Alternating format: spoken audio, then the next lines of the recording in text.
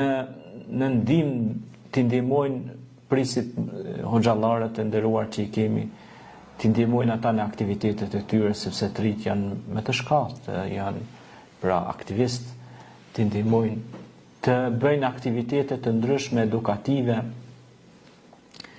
të bëjnë evenimente kundra drogës, kundra prostitucionit, kundra shkeljeve deviante dhe të këqija, të promovojnë librin, kulturën dhe dashurinë, të promovojnë rëndësinë e punës, ekonomisë që ka rëndësi të punosh me ndershmëri në këtë vend ku po jetojmë.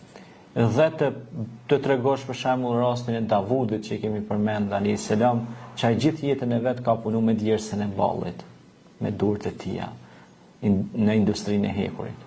Pra, secilat këto janë promovime që këta të ri, ata ishin djelmosha të ri, të cilët pra Zoti va shtoi imanin, djelmosha të ri përmendën në surën Kehf.